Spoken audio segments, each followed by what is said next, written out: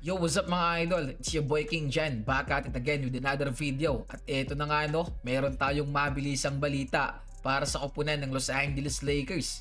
Sa naging laban kahapon ng Los Angeles Lakers kontra 76ers, nagkaroon si Luka Doncic ng injury na naging dahilan para hindi niya matapos ang game na yon.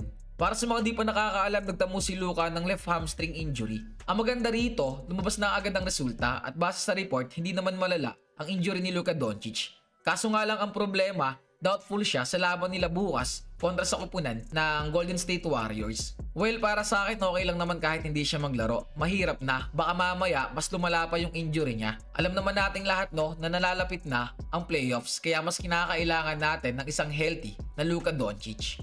Dako naman tayo sa bagong manlalaro na nakuha ng Los Angeles Lakers nitong kakatapos lang na trade deadline. Ang tinutukoy ko dito ay walang iba kundi si Luke Kennard, isang shooting guard na nanggaling sa team ng Atlanta Hawks. Base sa report mga idol, inaasahan na maglalaro na siya sa laban nila bukas kontra sa koponan ng Golden State Warriors. Yes po, tama kayo nang narinig. Gaganapin na bukas ang debut game niya base sa lumabas na balita kanina. Pero depende yan mga idol malay natin magbago pa. Pero expected po talaga na maglalaro na siya.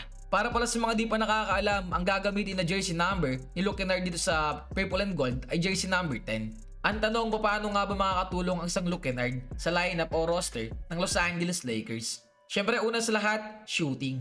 Kung hindi mo kabisado yung laruan ni Luke Kennard, meron ako sa iyong ipapakita at mapapasabi ka na lang dyan, kaya pala, kinuha to ng Los Angeles Lakers. Para sa mga di nakakaalam ngayong season, si Luke Kennard lang naman ang pinaka-shooter sa NBA pagdating sa 3-point line. Yes, tama ka nang narinig. Kumakargada lang naman this season itong si Luke Kennard pagdating sa 3-point area ng 49.7%. Wait a minute mga idol, di pa tayo dyan nagtatapos. There's more. At ito nga ang pinakamalupit sa lahat. Habang pinapanood ko yung laban ng Lake Show kahapon kontra sa 76ers, meron lumabas na graphic patungkol kay Luke Kennard. At base sa nakita ko mga idol, talaga napabilib ako. Isipin nyo, nag-average pala sa kanyang NBA career itong si Luke Kennard ng 44.2% sa 3-point line.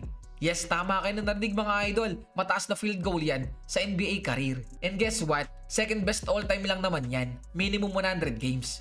Grabe mga idol talagang tirador pala to sa 3-point line. Para sa mga naghahanap ng stats niya ngayong season, nag-average siya mga idol sa Atlanta ng 7.9 points with 2.1 assist at 2.2 rebounds per game. Para sa akin, hindi na masama yung stats na yan. Ewan ko lang dito sa Los Angeles Lakers kung magagamit siya ng tama. Para sa akin, umiscore lang siya ng at least 7 to 15 points a game. Malaking tulong na yon, especially coming off the bench. Kasi isa talaga yan sa kahinaan ng Los Angeles Lakers.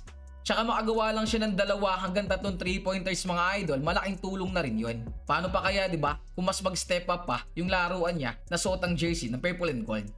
Who knows diba? Kasi wala namang nakakaalam kung anong mangyayari. Malay ba natin mas fitted pala to sa lineup o roster ng Los Angeles Lakers? Well, mas maganda siguro kung aabangan na lang din natin.